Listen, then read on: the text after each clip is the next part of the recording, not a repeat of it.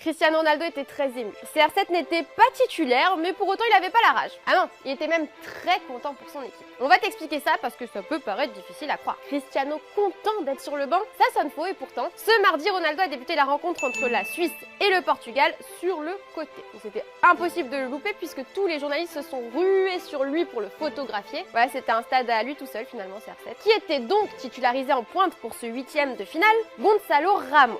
Donc un petit jeune du Benfica et je peux te dire que tu risques de retenir son nom, du moins pour ce mondial. Après, on ne sait pas de quoi l'avenir est fait. L'attaquant de 21 ans a claqué son triplé et a même eu le temps de délivrer une passe décisive alors qu'il n'a même pas joué 90 minutes. Cristiano Ronaldo était sur le banc et il était impressionné. Les caméras l'ont filmé à plusieurs reprises, tout sourire, à la limite des larmes de joie, des belles images de cohésion de cette Seleção. Parce que c'est vrai que jusqu'à présent, en club, lorsque CR7 était sur le banc, il n'avait pas cette réaction. Il nous a habitués à un peu moins de positivité. On était plutôt habitués donc à le voir quitter les stades ou alors lâcher des regards de rage très expressifs en tribune. Mais ça, c'était le Cristiano de Manchester United, celui qui n'aimait ni son coach, ni trop ses coéquipiers, ni la direction, ni la piscine du club, enfin qui n'aimait rien en fait. Le Cristiano du Portugal, par contre, c'est un autre homme. Comme il l'avait dit il y a 2 semaines, si le Portugal gagne la Coupe du Monde sans que je marque le moindre but, je signe tout de suite.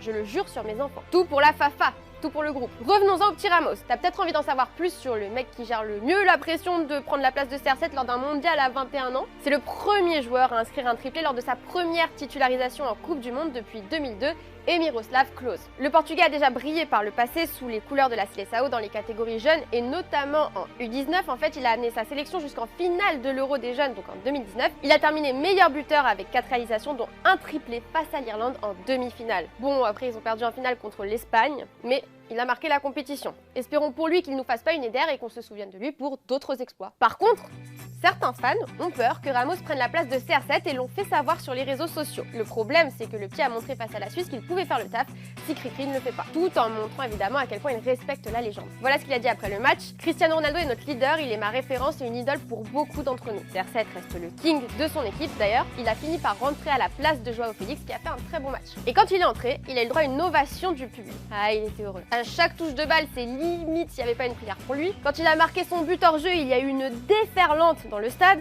Mais bon, but annulé pour hors-jeu, comme en fait 50% de ses buts depuis le début de la saison. Bon, et sinon, il a mal tiré son coup franc et lorsqu'il a eu l'occasion de marquer après une passe de Vitinha, sa tentative a été bloquée. Penses-tu que Ramos doit prendre la place de CR7 pour les quarts de finale face au Maroc? Dis-nous tout en commentaire. Fernando Santos, de son côté, a expliqué son choix pour ce match-là déjà. Je me suis déjà expliqué, je ne le ferai plus, ce sont des joueurs différents, c'était un choix stratégique, tous les joueurs sont différents et d'ailleurs, j'ai lancé Dalot et Rafael Guerreiro, alors que Cancelo est un joueur fabuleux. C'est ce que j'estimais nécessaire pour ce match face à la Suisse. Bien défendu, mon petit Fernando. Bruno Fernandes et Otavio ont également donné une interview commune au sujet de leur jeune coéquipier, lui homme du match. Les 2 joueurs, tout sourire, bah oui, 5-1, ça fait plaisir, ont plaisanté sur sa situation en club. Selon Bruno Fernandes, Gonçalo Ramos, il doit faire plus. Trop marrant. Selon le joueur du FC Porto, ce serait bien qu'il parte du Benfica. Bon, tu m'étonnes. Le joueur de United en a rajouté une couche. Maintenant, Otavio veut qu'il parte du Benfica. Il a reçu beaucoup de nos conseils quand on joue aux cartes. C'est pour cela qu'il fait ce genre de prestations. 3 buts, il a fait mal devant. Il nous a pas mal aidé. CR7 lui a réagi à la victoire sur les réseaux sociaux, sur ses réseaux sociaux. Journée incroyable pour le Portugal avec un résultat historique dans la plus grande compétition du football mondial. Exposition de luxe par une équipe pleine de talent et de jeunesse. Félicitations à notre équipe nationale. Le rêve est permis jusqu'au bout. Allez le Portugal. Bon, on te répète la petite question du jour. Penses-tu que Ramos doit prendre la place de Cristiano Ronaldo pour les quarts de finale face au Maroc? Achraf Hakimi a éteint l'Espagne tout en rendant hommage à Sergio Ramos qui n'était pas sélectionné avec la Roja.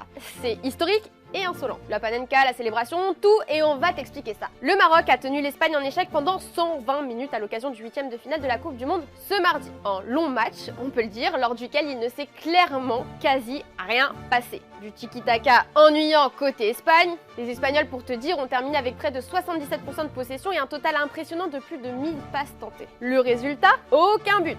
Donc on commençait à s'endormir un petit peu, oui, je te l'avoue, mais heureusement que le bruit du ballon contre le poteau du pénalty raté de Sarabia est venu nous réveiller. Ah, coup de fraîcheur. On va y revenir, t'inquiète pas. Côté marocain, c'est vrai aussi qu'on y a cru, ils ont parfois fait peur en contre-attaque, mais résultat, 0 but marqué également. En 120 minutes, le score est donc resté vierge, tout comme mon signe astrologique. Ce qui veut dire place à une séance de tir au but. Et là, Mais qu'est-ce qu'il s'est passé côté espagnol? Pablo Sarabia a raté son penalty, donc il a tiré sur le poteau. Ensuite, Bono a arrêté la frappe d'un autre Parisien, Soler, puis celle de Busquets. Le Maroc avait à ce moment-là converti 2 penaltys sur 3. C'était au tour d'Achraf Hakimi de tirer, donc son tir pouvait clairement être décisif, et il l'a été. Voilà un joueur du PSG efficace. Le poteau a tenté et réussi une panenka. L'Espagne se fait donc sortir sur ce but insolent et comme si ça ne suffisait pas, le latéral a célébré en faisant le pingouin. Et avec qui il fait ça d'habitude?